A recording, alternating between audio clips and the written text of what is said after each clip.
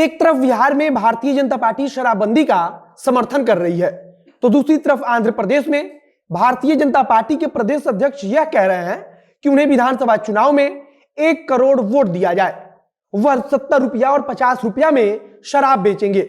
ऐसे में सवाल उठता है कि भारतीय जनता पार्टी का शराब को लेकर के स्टैंड क्या है, या फिर भारतीय जनता पार्टी सत्ता पाने के लिए इतनी लालची हो गई है कि वह एक तरफ बिहार में जहरीली शराब और माफियागिरी को प्रमोट करने के लिए शराबबंदी लागू कर रही है, तो दूसरी तरफ आंध्र प्रदेश में वोट पाने के लिए शराब को मुद्दा बना रही है और कह रही है कि हम अगर सरकार में आए तो 70 रुपया और 50 रुपया में शराब बेचेंगे। और इसके लिए भाजपा के प्रदेश अध्यक्ष बाकायदा आंकड़ा पेश करते हैं कि राज्य के मुख्यमंत्री जनता से पैसा शराब के जरिए लेकर के जनता के विकास में उसे लगा रहे हैं और आंकड़ा पेश कर रहे हैं कि एक महीने में एक आम आदमी औसतन 12,000 की शराब पीता है और राज्य उसी पैसे से अलग अलग योजनाएं बनाकर जनता का हित कर रहा है। दूसरी तरफ बिहार आए तो बिहार में सरकार तीसरे दिन यह रोना रोती है कि उसके पास बिहार के युवाओं को रोजगार देने के लिए पैसा ही नहीं है और तमाम परियोजनाओं के लिए उसके पास पैसा नहीं है और केंद्र सरकार पर आरोप लगाती रहती है कि केंद्र उसे पैसा अतिरिक्त दे, उसे विशेष राज्य का दर्जा दे, जबकि सरकार के पास अपने इतने संसाधन हैं जिनसे राज्य की आवश्यकताओं को पूरा करने के लिए राजस्व इकट्ठा किया जा सकता है। और गजब की बात यह है कि केंद्र में भी भारतीय जनता पार्टी की सरकार है। वही कविता याद आ रही है कि राजा बोला रात है, रानी बोली रात है, मंत्री बोला रात है, संतरी बोला रात है, यह सुबह सुबह की बात है। यानी भारतीय जनता पार्टी एक तरीके से कुछ लोगों की डिक्टेटरशिप बन गई है और वह देश में ही अलग अलग राज्यों को चलाने के लिए जिनकी अधिकतर परिस्थितियां एक जैसी हैं, जिनको विकास के लिए पैसा चाहिए और जहां पर शराब एक बहुत बड़ा राजस्व का हिस्सा है, उन दोनों जगहों पर अलग अलग फॉर्मूले पर काम कर रही है। बिहार और आंध्र प्रदेश में असमानता यही है कि बिहार में माफिया का पेट भरने की भी जिम्मेदारी सरकार की है और वही वह वजह है कि सरकार भी माफिया का पेट भरने के लिए ऐसी योजनाएं बना रही है जिससे कि सरकार और राज्य तथा आम जनता का भले नुकसान हो जाए लेकिन माफिया का पेट भरता रहे। और यह केवल कल्पना की बात नहीं है, नीतीश कुमार खुद ही यह चीज स्वीकार कर चुके हैं कि बिहार में शराबबंदी के बीच में जो शराब बिक रही है उससे एक बहुत बड़ी माफिया की पैरेलल इकोनॉमी खड़ी हो रही है। ऐसे में यह सवाल पूछा जाना बहुत जरूरी हो जाता है कि भारतीय जनता पार्टी सत्ता की चाहत में देश के अलग अलग राज्यों के साथ तमाशा कर रही है। भारतीय जनता पार्टी को इस बात को क्लियर करना चाहिए कि वह शराब को गलत मानती है या फिर बस वोट पाने के लिए शराब की राजनीति देश में डेवलप कर रही है। और साथ ही साथ बिहार के मुख्यमंत्री नीतीश कुमार पर भी सवाल उठता है कि अपने आप को आदर्शवादी और साफ सुथरा नेता मानने और बताने का जब वो दम भरते हैं तो कैसे वह भूल जाते हैं कि उन्हीं की सहयोगी पार्टी एक राज्य में जाकर के शराब को प्रमोट कर रही है और साथ ही साथ उसके अपने साथी नेता जो भारतीय जनता पार्टी से बिलोंग करते हैं वह लोग बिहार में रह करके भी शराबबंदी का समर्थन नहीं कर रहे हैं। तो कैसे नीतीश कुमार अपने तमाम आदर्शों से गिर करके बिहार में सरकार चला रहे हैं? आप किसी भी सर्वे, किसी भी आंकड़े को उठा करके देख लीजिए, आपको यही मिलेगा कि बिहार में शराब का कंजप्शन नहीं खत्म हुआ है बल्कि बढ़ गया है और उसके लिए माफिया सरकार के परोक्ष समर्थन से बिहार में शराब बेच रहा है। 3 गुना से 4 गुना तक के दामों पर तो शराब पी जा रही है और उसके साथ साथ जहरीली शराब का कहर भी इसी बिहार ने देखा है। लोगों को मरते यहां पर देखा है, परिवारों को बर्बाद होते यहां पर देखा है। जिन महिलाओं के हित में नीतीश कुमार शराबबंदी लागू करने की बात करते हैं उनके पति मर जाते हैं तो उनका परिवार कैसे चल रहा है, इसका जवाब नीतीश कुमार नहीं दे पाएंगे। और जब बिहार में शराब बिक ही रही है तो नीतीश कुमार को क्यों यह नहीं समझ में आ रहा है कि अगर सरकार वही शराब सरकारी ढंग से बेचे तो इससे ना किसी की मौत होगी और साथ ही साथ राज्य को राजस्व मिलेगा। और तब नीतीश कुमार को यह बयान देने की जरूरत ही नहीं पड़ेगी कि हमारी तुलना देश के अन्य राज्यों से नहीं की जा सकती है क्योंकि हमारे पास समस्याएं अन्य है। तब नीतीश कुमार भी राजस्व का इस्तेमाल करके राज्य के विकास के अन्य काम कर सकेंगे, ना कि उनको समाज सुधार यात्रा जैसी अनर्गल और निजी यात्राएं पूरे बिहार में सरकारी खर्चे पर करने की जरूरत पड़ेगी। ये बड़ी खबर थी और मेरा नाम है मोहित कुमार सिंह और आप जनता जंक्शन देख रहे हैं। अब आते हैं इन शॉर्ट्स की तरफ। इन शॉर्ट में आज की पहली खबर है, झारखंड के मुख्यमंत्री हेमंत सोरेन ने बुधवार को राज्य के बीपीएल कार्ड धारकों को बड़ी राहत देने का ऐलान किया।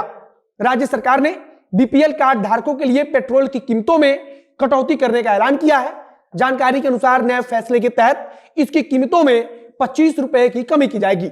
यह आदेश 26 जनवरी से लागू होगा। अब आते हैं दूसरी खबर पर। उत्तर प्रदेश चुनाव में टिकैत की भूमिका के सवाल पर सबकी नजर लगी है। टिकैत ने कहा है वे आचार संहिता लागू होने के बाद ही आगे की रणनीति का खुलासा करेंगे। उनके सामने कमल और लाल टोपी का विकल्प है। किसान आंदोलन में कुछ समय तक टिकैत के सहयोगी रहे एक किसान नेता कहते हैं कि उन्हें पुलिस सुरक्षा तो योगी ने ही दी है। कुछ दिन से किसान नेता मुख्यमंत्री योगी के प्रति थोड़ी नरमी दिखा रहे हैं। सितंबर 2021 में टिकैत भारतीय जनता पार्टी को यह सलाह भी दे चुके हैं कि अब मुख्यमंत्री योगी आदित्यनाथ का प्रमोशन कर उन्हें प्रधानमंत्री बना देना चाहिए। अब आते हैं तीसरी खबर पर। कानपुर में प्रधानमंत्री नरेंद्र मोदी की रैली के दौरान कार में हुई तोड़फोड़ का मामला तुल पकड़ता जा रहा है।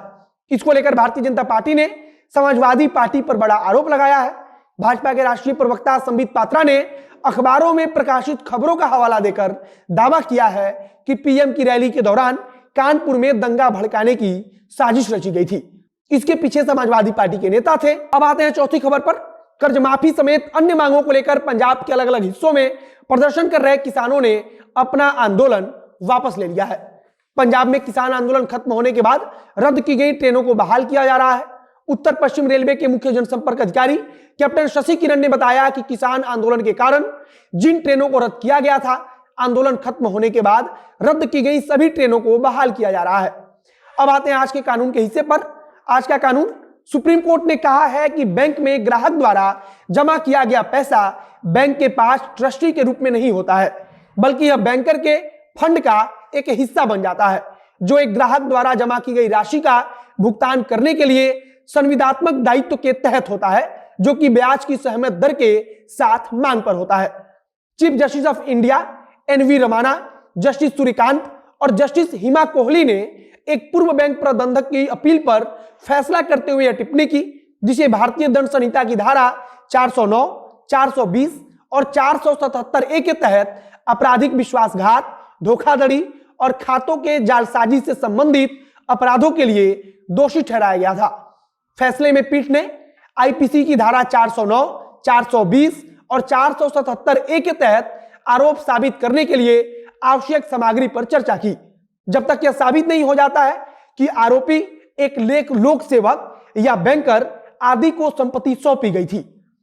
सदुपति नागेश्वर राव बनाम आंध्र प्रदेश राज्य 2012 का 8 SCC 547 का उल्लेख करते हुए पीठ ने कहा कि यह अभियोजन पक्ष को साबित करना था कि आरोपी जो एक लोक सेवक या बैंकर था, उसे संपत्ति सौंपी गई थी जिसके लिए वह विधिवत उत्तरदायी था और उसने आपराधिक विश्वासघात किया है।